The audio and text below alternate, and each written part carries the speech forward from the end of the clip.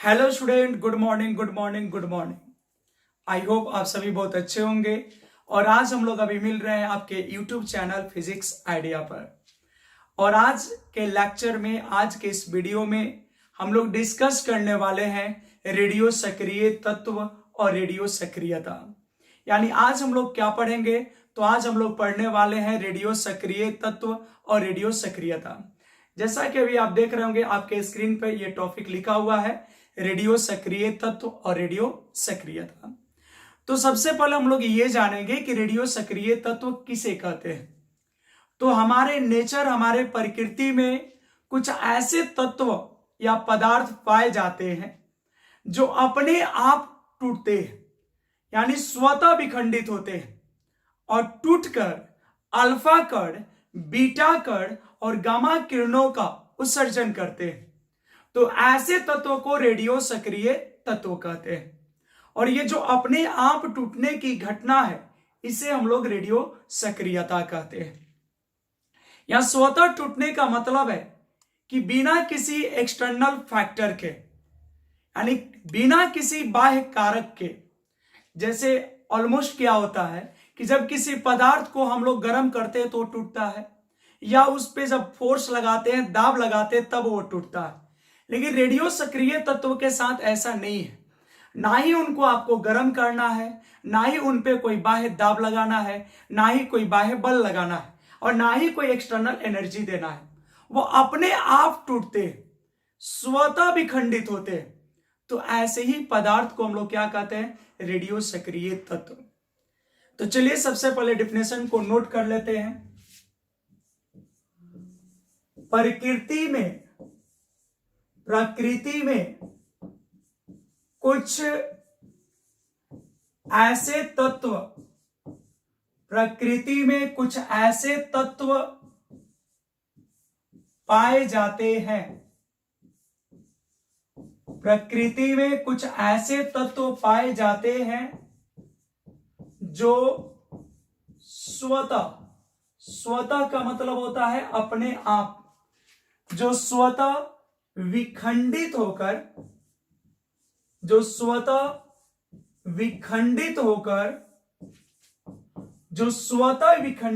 मतलब अपने आप टूटकर क्या करते हैं? अल्फा कण, बीटा कण और गामा किरणों को स्वतः विखंडित होकर अल्फा कण, बीटा कण और गामा किरणों को उत्सर्जित करते हैं।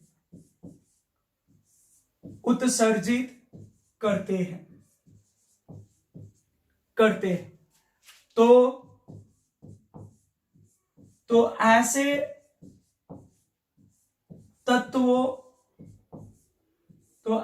तत्वों, यहां पे आप पदार्थ भी लिख सकते हैं। तो ऐसे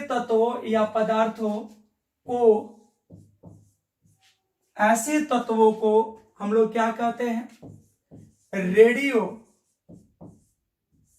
सक्रिय तत्व।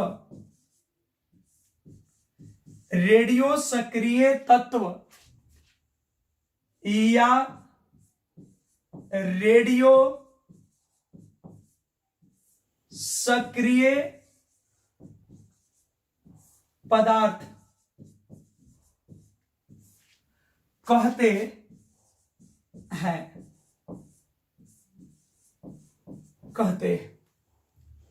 और इस घटना को कहते हैं तथा इस घटना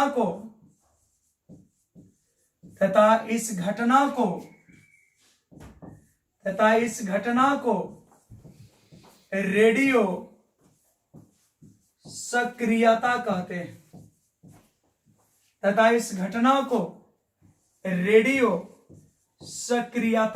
हैं। रेडियो सक्रिय तत्व या रेडियो सक्रियता किसे कहते हैं? तो हमारे प्रकृति में, यानी प्रकृति में कुछ ऐसे तत्व पाए जाते हैं जो स्वतः, यानी अपने आप यानी बिना किसी बल लगाए, बिना किसी एक्स्ट्रा ऊर्जा दिए, ना ही गर्म किए, यानी कोई आपको कुछ नहीं करना, वो अपने आप मतलब स्वयं से स्वतः विखंडित होकर यानी टूट कर क्या निकालते हैं, अल्फा कण, बीटा कण और गामा किरणों का उत्सर्जन करते हैं। तो ऐसे तत्व या ऐसे पदार्थ को रेडियो सक्रिय तत्व या रेडियो सक्रिय पदार्थ कहते हैं। और इस घटना को हम लोग क्या कहते हैं, रेडियो सक्रियता कहते हैं। इसके कुछ एग्जाम्पल लेते हैं, यहां तक आप कंप्लीट करिए। तो अब हम लोग देखेंगे इसका कुछ एग्जाम्पल लेंगे, इस डिफिनेशन में किसी को कोई प्रॉब्लम नहीं होनी चाहिए। तो आइए इसका कुछ एग्जाम्पल्स ले लेते हैं। जैसे पोलोनियम,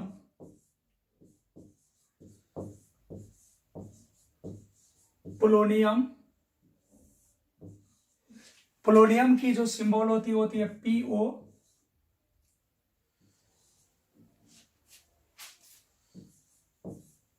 रेडियम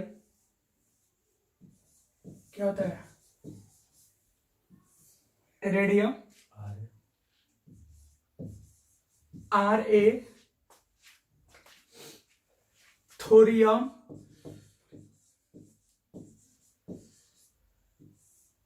TH, यूरेनियम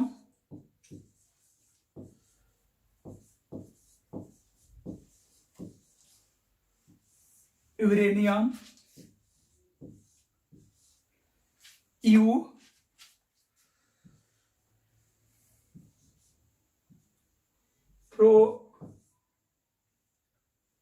प्रोटैक्टियम, कैसे होगा, प्रोटैक्टिनियम,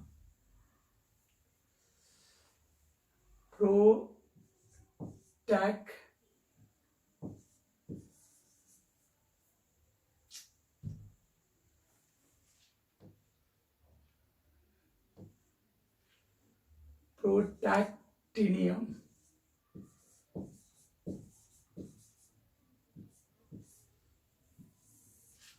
प्रोटैक्टिनियम इसका सिंबल होता है PA, इत्यादि कर लेते हैं, इत्यादि। तो ये सब जो थे ये रेडियो सक्रिय तत्व के उदाहरण हैं। मुख्य रूप से सबसे ज्यादा रेडियो सक्रिय तत्व पोलोनियम है, उसके बाद रेडियम है, फिर थोरियम है, फिर यूरेनियम है, फिर प्रोटोनियम है, फिर नेपच्यूनियम है और रिवोडियम है। बहुत सारी चीजें इसमें तत्व है जो कि रेडियो सक्रिय तत्व है। अब यहां से कुछ पॉइंट है, आपसे पूछा जा सकता है कि सबसे अधिक रेडियो सक्रिय तत्व कौन सा है। तो सबसे जो रेडियो सक्रिय तत्व है वो पोलोनियम है। कौन है, पोलोनियम। और इसके बाद जो नंबर आता है वो आता है रेडियम का। तो सबसे अधिक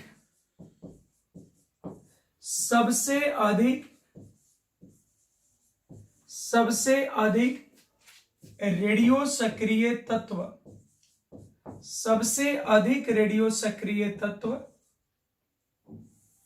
सबसे अधिक रेडियो सक्रिय तत्व पोलोनियम है। सबसे अधिक रेडियो सक्रिय तत्व कौन है, तो पोलोनियम है। अगर आपसे कोई पूछेगा सबसे अधिक रेडियो सक्रिय तत्व कौन है, तो बोलेंगे पोलोनियम। तथा द्वितीय जो रेडियो सक्रिय तत्व है, मतलब दूसरे नंबर पे जो है द्वितीय रेडियो सक्रिय तत्व, यानी पोलोनियम के बाद अगर कोई आता है रेडियो सक्रिय तत्व,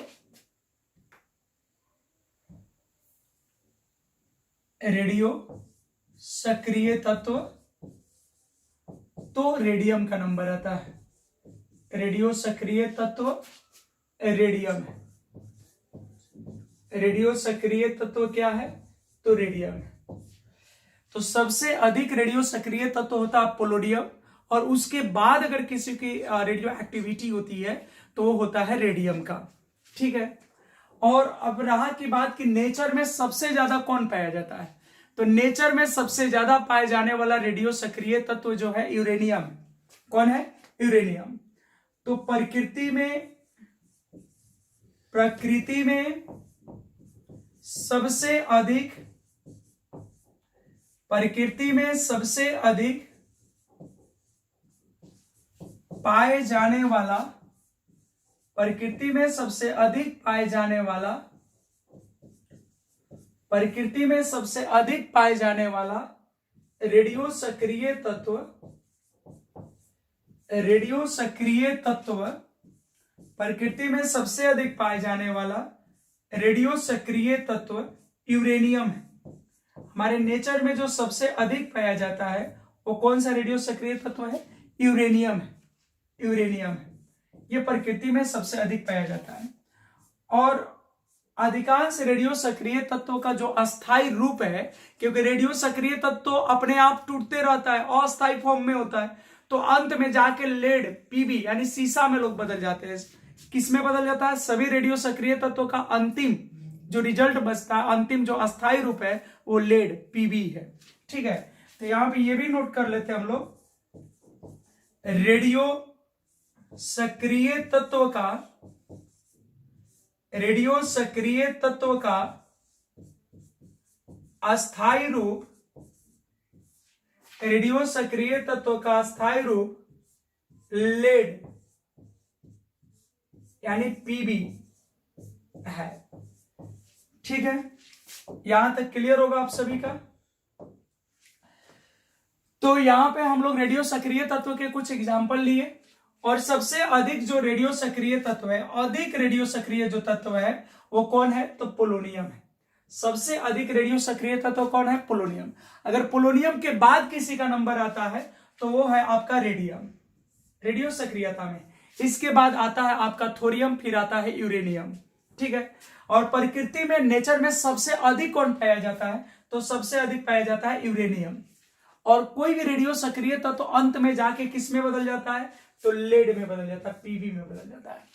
ठीक है, अब इस वीडियो में बस इतना ही हम लोग सीखेंगे, और अगले वीडियो में अगले टॉपिक को डिस्कस करेंगे। धन्यवाद।